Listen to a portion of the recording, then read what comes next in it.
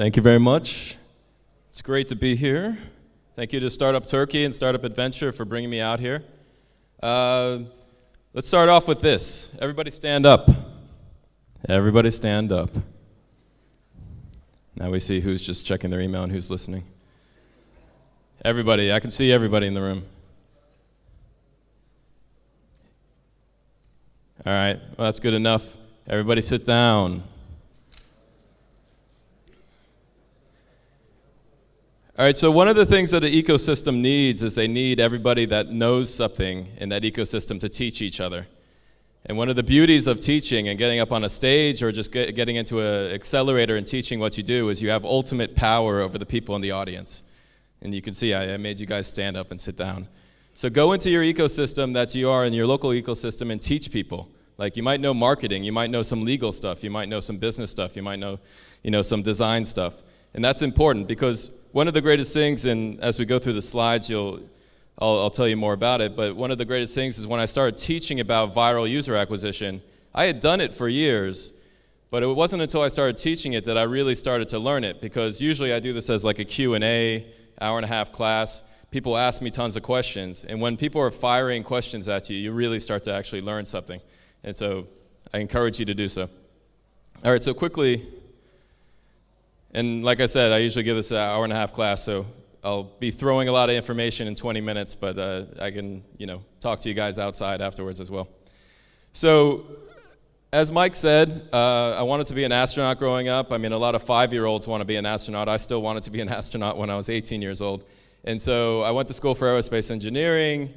In the course of that, learning about drag coefficients, I got obsessed with Russia as well because of the space program, US, Russia with the space program. Decided to go to Moscow. Didn't know what I was going to do there, but I figured I'd just go over and see if I could live. And met a guy who was doing a couple big projects over there. One of them was Mamba. It's a dating, like a white label dating platform. When he decided to leave Mamba and start Badoo, then I followed him over to that. And so we built Badoo while I was there, from 0 to 70 million users. I left Badoo in 2010, moved to New York. I wanted to use all those skills that I had learned to really, to bring more social good to the world, make the world a better place. Badoo made people happy in certain ways, but I wanted to do something a bit more fundamental. I went back over to Moscow and wanted to give back to the ecosystem there. We started building a big tech hub across the street from the Kremlin, which if any of you guys visit Moscow, definitely go check it out. It's DI Telegraph. It's in the Centralny Telegraph building, right in the middle of town. So then when I was in New York, and I'm taking too much time on myself here. When I was in New York, this was during like SOPA, PIPA, these internet censorship laws. Who's heard of these laws that were going through the US? Yeah, and I mean every country has their own versions of it. And we didn't understand how we could actually affect this. We couldn't go to London, Brussels, DC, Istanbul and try to change every single law that came through. And so when I met these guys that started Anchor Free, I finally understood, okay, we could actually distribute something online that could actually redirect the internet. We could make the internet more robust, and we could take censorship and give back privacy, take censorship away from the internet. And that's what we do at Anchor Free. Our main product is Hotspot Shield, and we build other products that basically give people more security, privacy, and uncensored internet. All right, enough about that. So I gave this talk a bunch of times, and I dug right into the virality part of it. But what I realized is when I went back to my office, whatever product I was building, the most important thing was not the tips that I'll give you in a second about virality, but how I went about my product process. And so you'll look at these, and I'll give it to you in a second. You'll look at these and you'll say, okay, well, obviously that's how you do it. But 95% of you, I guarantee, and I do a lot of mentoring and advising, 95% of you are not building your product this way. And this is the most important thing that you need to do. So when I'm building a product, I think of it in 3 stages. So there's past stage, current stage, future stage. And so the past stage I think of as whatever's live, what people are using of my product right then. The current stage is what I'm building or my developer is building, and try not to touch that. Just let it be built. And then future stage is what I spend a lot of time on these days, is just kind of product strategy. What is the next thing that we're going to build in this product? And so what you need to do is you need to look at the past stage, and a couple of us have talked about metrics. You need to look at the past stage, what's live, and actually see how users are using that. And it doesn't matter if you have 100 users or if you have 100,000 users. It doesn't matter. You need to start this as soon as possible. So you look at what they're doing and you decide, okay, what do I want to change? So to give you a really easy example, so I have a landing page. I want more people to register when they get to that landing page. Okay, so let's say 10% of the people are registering. Then I'm like, okay, I watch 10% of the people are registering. What's my future stage? What am I going to develop next? Okay, I'm going to make the button bigger. Because if I make the button bigger, okay, more people are going to press on it, more people are going to register. Okay, great. I make the button bigger. It's in the current stage. I build it. It goes into the past stage. It's live. And then I see, okay, 10% were clicking on that button before, now are more or less clicking on that button. Is it 12% now? Awesome. I made progress. Is it 9%? Okay, maybe I need to roll it back and do something else. And now it sounds like really common sense and really boring, but this is what most people do. Most people, they build something, it goes live, and they're like, is it working or not? It's like a binary question, yes or no. Okay, it's not working. Okay, but this new thing, guys, this new thing that we're going to build is going to be the thing. This feature, it's going to blow up, everybody's going to use it. Okay, let's build that thing. Then you go live with that. But you're never, ever watching the real metrics. You're never actually trying to tweak, a little thing. So the important thing is to go around in this process, past stage, current stage, future stage, and just consistently be trying to tweak, get 2 more percentage points, get 3 more percentage points. And that's how you move forward. And it sounds really boring, and I'm sure you'd rather a slide that says the top 3 things to do to get 100 million users, but that is what's actually going to bring success. All right, so now into the more kind of virality stuff. So when I think of virality, I think of it as these 3 main types. So inherent virality, basically the definition is, inherent is if a person, your user, will get more value out of your product if they bring other users into your product. It's nothing about, oh, my friend will think this is really cool. It's nothing about the other person. It's about your user thinking he's going to get more value, he or she's going to get more value out of your product if they bring another person into it. So to give you an example, and I'll use Dropbox on 2 of these examples because they have both methods. So Dropbox, and most people, who knows Dropbox? So most people think of Dropbox in their user acquisition. They think, okay, when I run out of space in my Dropbox, they ask me to invite people, I get more space. And that is one thing, and we'll get to it in a second. But the biggest thing that gets Dropbox users is that I upload something to it. Let's say I upload a presentation, and I want my business partner to see that presentation. So me, the user, I need to get more value out of this product. I don't want to just upload a presentation. I want my business partner to come into the product, see the presentation. That will give me more value. So I send the link to my business partner. He comes into Dropbox. Maybe, this day and age, I'm sure he knew about it already, but maybe he didn't know about it. And then Dropbox acquires a new user. Same thing if I want my parents. I do this all the time. I want my parents to see all the photos of a trip that I just went on. So I'm bringing my parents into Dropbox. And now my dad pays for Dropbox. So I acquired them another user that way. So that's inherent. So trade, it took me a while to figure this out, and actually once I started giving it as a class, I finally figured this out. Trade is artificial inherent virality. So this is when the user won't actually understand that bringing more people into the product will get them more value, but the product tells them. So again, let's use Dropbox as an example. So Dropbox says, hey, if you invite more people, you're running out of space. If you invite more people, we'll give you free space. And so Dropbox creates this artificial situation where you know you're going to get more value out of the product by bringing someone else into it. And then there's sharing. Sharing is what everybody wants to believe is going to make them go viral. Sharing is, I think this is a really cool product. I think my friend would love it. There's different variations, different shades of sharing. But I put it down there to signify. So let's break this down. So if you're doing all three of these for your product, inherent would probably be about 60% of your user acquisition, trade would be about 25% of your user acquisition, and sharing would be 15, 20% of your user acquisition. All right. So let's move on to how I think about, how you should think about how this whole loop, this viral loop goes around. So first you have the user motivation. So that's the reason why they're going to press on the button. So let's say on Dropbox, they want more space. So that's the reason why they're going to press on the button. Then there's the trigger. So the thing that pops up and says, hey, if you invite more people to Dropbox, we'll give you free space. Then there's the action. So the action is I import contacts and then I invite. That's usually the standard action. You want to take as much friction out of that step as possible. And then there's the reward. So everybody really does, well, they usually do the first and second one really well. The action step, a lot of times they don't do so well, but the reward step, everybody kind of, F's up. So the reward step, you need to give the reward as quickly as possible, and Dropbox actually doesn't do it that well. You need to give the reward as quickly as possible. So the person took the action that you asked them to take, you need to give that reward, whether it's 10% off or it's more space on Dropbox, you need to give that reward immediately. Because the closer it is, and this is why I think about like in Pavlov and these kind of psychological terms, the closer you have the reward to the action that the user takes, the closer they're going to associate it. Yeah, mentally you're going to remember, oh yeah, I invited those people, I got that free space.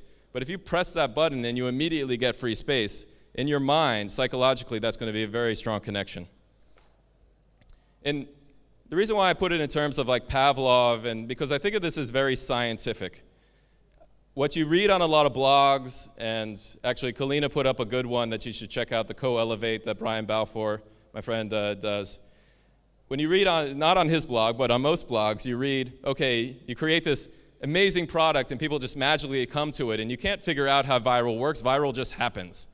No, viral, there's a science to viral. If you need to go through this and you need to get, okay, you need to get 10% more people pressing on the trigger, you need to get 15% more people taking the action, you need to get 15% more people clicking on those invites. You just go round and round and you increase back to the kind of past stage, future stage. You go round and round and you increase each of these steps by 3% each time, you'll finally get to viral. It's scientific, you can get there. All right, this is something about like what product you're building. So the motivation that a user has needs to be a strong one. The stronger it is, the easier it's going to be for you to go viral with your product. And so this is not an exhaustive list. Everybody sees like power, sex, and they're like, yeah. So power, sex, money, status recognition, health. I mean, this goes down, down, down, down, down to the floor. There's tons of them. This is just a representation that the example I always like to give is if you're building a product, say, to save people time, and I won't ask for a raise of hands on this one. If you're building a product that saves people time, that's pretty far down the core human motivations. Most people don't wake up in the morning and be like, I just desperately need to find something that saves me time. Yeah, you kind of want to save time, but it's not a core human motivation. It's not visceral. So if you're building a product like that, it's going to be a hard uphill battle to get a lot of people to use it daily, hit these triggers, and invite people. It's going to be difficult. So my advice to you, and some of you are already pretty far in your product, so you don't need to change it, but my advice to you is if you're going to pick a product, go with something that's hitting a more core human motivation. So top triggers, this is more along the lines of top 10 things that I've done in my career that seem to work. Top triggers, so access to information. People love to learn about themselves. An easy example of this is like probably everybody in this audience at one point or another has clicked on that, what celebrity do you look like thing on Facebook, right?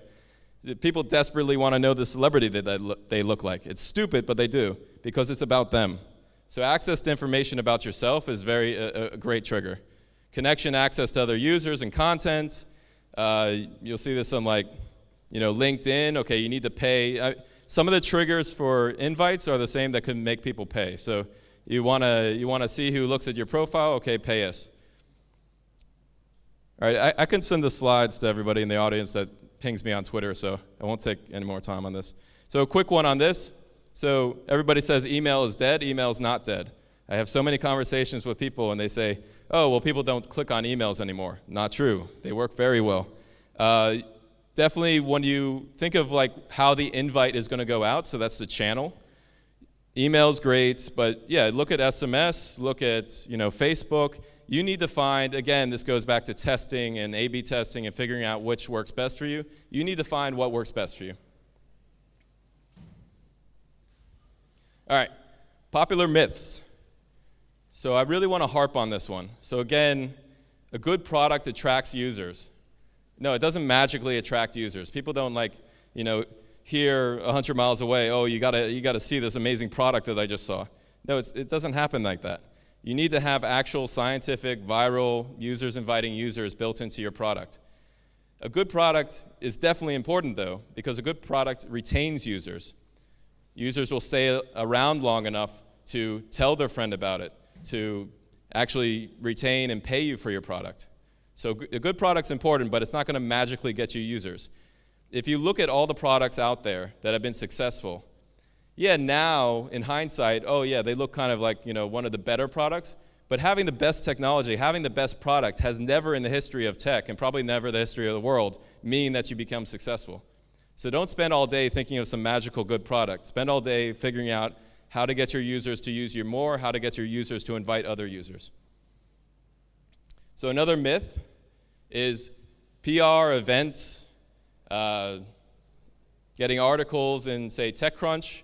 Yes, an article in TechCrunch, you definitely go find, Mike Butcher somewhere. An article in TechCrunch will definitely get you 5,000, 10,000 users, but that's all it will get you. You need to have actual virality built into your product if you want to get 1 million users.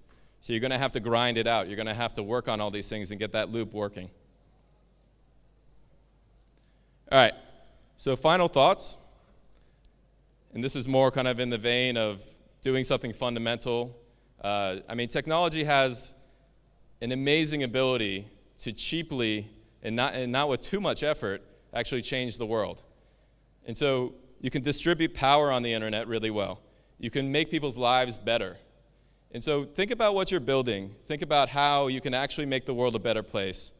Think about how, the example of like Anchor Free and some other companies like that, it's really the simple solutions that actually change the world and make the world a better place.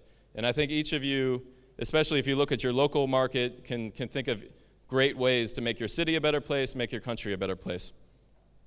Along those lines, I've also learned, and this is kind of off the slide now, we built a startup in Moscow. We made it global. I think Badu now has like 250 million users. We built it out of Moscow. We built it for other markets. We got big in Italy and Spain first, and we spread. Turkey was a huge market for us. I spent a lot of time in Istanbul. I was my favorite, not my favorite, but one of the best memories of Istanbul was I was sitting with one of the high up guys in Turk Telecom, and I had like a 20-minute meeting where I was trying to explain to him the difference between Facebook and Badu. That was a lot of fun. I finally asked him to get on Facebook, and within 5 minutes, meet someone. He still didn't really quite understand it. And so you don't have to go. I happen to be in the valley now, but you don't have to go to the valley. You need to work as a community, teach each other different skills, and you can actually build it here. Obviously, you use all the advice from the angels that have talked to you, the VCs. Raising money is an art form. You definitely need to get good at that. Sometimes you do need to travel to raise some money, but you can build something in a local economy. Turkey is an amazing one. We have 1 million users online, not registered, but online on our service in Iran every single day. Pakistan's big for us. We have a lot of great markets, and in a lot of those markets, the local entrepreneurs obviously could know that market better and build something even better than we do. So come find me if you have any questions. Hit me up on Twitter if you need the slides. I would love to learn more about a lot of the local markets. I love this conference is awesome because you have, I've met a few great people from Iran. I met a few great people from Pakistan already. So if you're in one of those markets like MENA, any place like that, come talk to me. I'd love to learn more about it. we love like finding local payment methods and different ways to distribute our applications. So definitely come find me. All right, thank you.